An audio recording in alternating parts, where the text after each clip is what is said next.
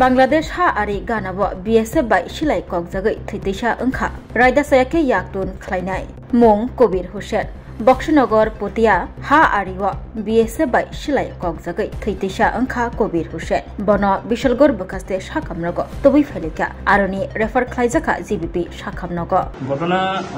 এটা কবির হোসেন নামে